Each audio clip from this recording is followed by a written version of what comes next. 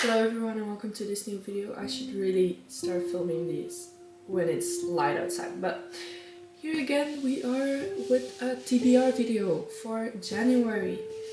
So this January I'm not planning on reading anything special except maybe for the books that I will buy on my Kindle, but you will see that in my January reading video. So yeah, I think we're just gonna choose maybe 4 books from the TBR.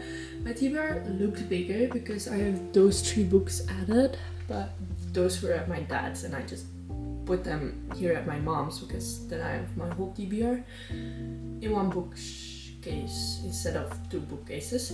Which one is new is the Court of Thorns and Roses by Sarah J. Maas.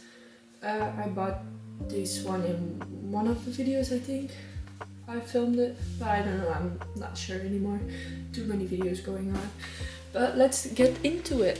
I really hope it's not a series. I'm not really in the mood for having another big series because I just had the Shatter Me series. But we will let the TBR Jar choose it. I'm shaking it a little bit because I just added Court of Thorns and Roses to it and I don't really wanna get it because if you know, you know, it's a series. And I also don't hope it's like the Divergence series. And I have so many singles.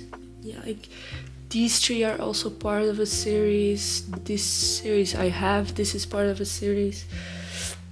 This is part of a series, so big chance I will get a series, but let's just see.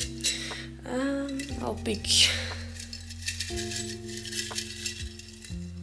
the first one.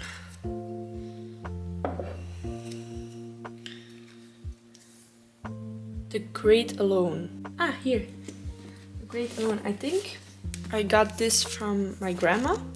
She gave it to me to read and I will read it. I will read it in January. Grandma, you will get it back. The Great Alone by Christiana Hanna. 13-year-old Leni is coming of age in a tumultuous time. Caught in the repride of her parents' passionate, stormy relationship, she dares to hope that Alaska will lead her better future for her family and a place to belong. Her mother, Cora, will do anything and go anywhere for the man she loves, even if it means following him into the unknown. As Leni grows up in the shadows of her parents' increasingly volatile marriage, she meets Matthew. And Matthew, thoughtful, kind, brave, makes her believe in the possibility of a better life. But that's what the book is about. I'm really curious. My grandma gave it to me and was like, oh, maybe you will like this here. So yeah.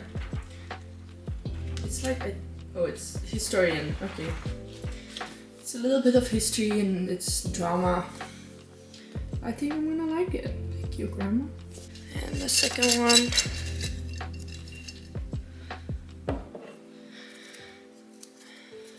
I think I'm gonna choose 3.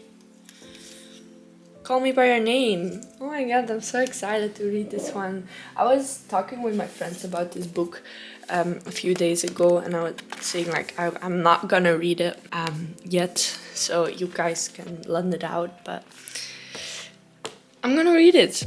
So yeah, I watched the movie already, so it's not like it's a surprise to me if I'm reading it. During a restless summer on the Italian Riviera, a powerful romance blooms between 17-year-old Elio and his father's house guest, Oliver. Unrelenting current of obsession and fear, fascination and desire threaten to overwhelm the lovers who at first feign indifference to the charge between them. What grows from the depths of their souls in a romance of a scarcely 6 weeks duration, and an experience that marks them for a lifetime. For what the two discover on the Riviera and during a sultry evening in Rome is the only thing they both already fear but may never truly find again: total intimacy. Ooh.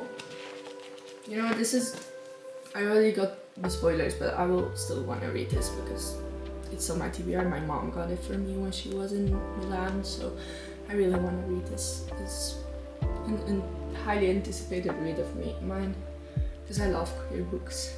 So I think I'm gonna take one more book, or maybe two. We will see. I'm lately in a really big reading mood. I'm reading the whole time, and I know I will not be busy in January, so.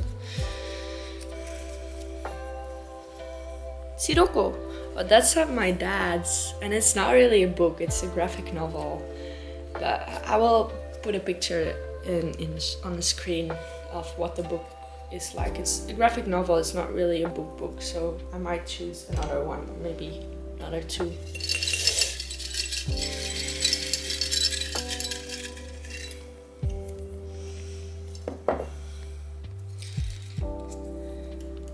This one is a long one. The Spanish Love Deception. I got this at the second-hand store, so it's kind of crooked, but you know, it still has its purpose. You can't read everything, so this one goes on the list. I've read bad and good comments about this book. I just want to get through it, and it was also not expensive because I got it at a second-hand store, and I just wanted to read it and not spend like a lot of money on it. So yeah, maybe I will like it, maybe I will not like it. We will see. Catalina Martin desperately needs a date to her sister's wedding, especially when her little white lie about an American boyfriend has spiraled out of control. Now everyone she knows, including her ex-boyfriend and his fiancé, will be there. She only has 4 weeks to find someone willing to cross the Atlantic for her and aid in her deception. New York City to Spain is no short flight, and her family won't be easy to fool. But even then, when Aaron Blackford, the 6'4", blue-eyed boy in Ars offers to step in, she's not tempered even for a second. Never has been a more aggravating, blood-boiling and sufferable man. But Catalina is desperate, and as the wedding gets closer, the more desirable an option Aaron Blackford becomes. Whoa, that was a hard one to read. We will see what this book has to bring me.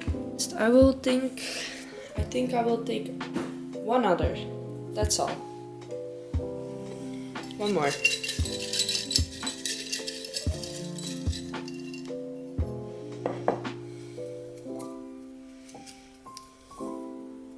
If We Ever Meet Again, a series! Yippee! Yeah, I got all singles, so I guess it's okay if I get the series. It's also not that thick. I've not been pulling thick books, so yeah. If We Meet Again, of Anna Huang. I love all the books she wrote.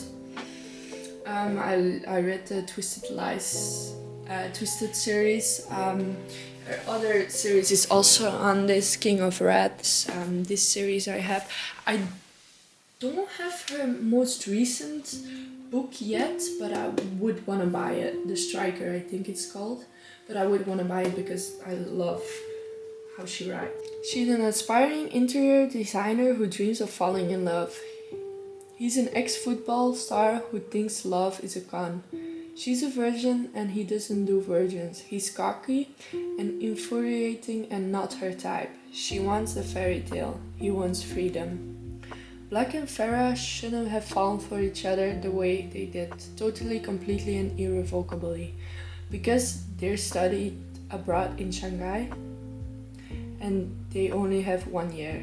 Because forces at home threaten to rip them apart even if they don't know it yet.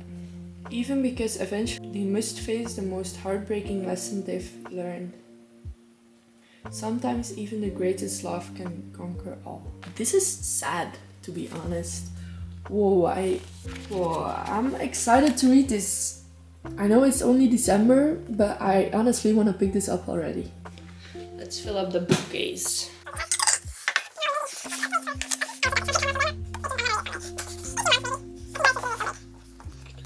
So yeah, this includes the TBR video for this month. I hope you guys will look forward to watching the reading video where I read all these books in 1 month. And I will see you guys in the next video. Bye!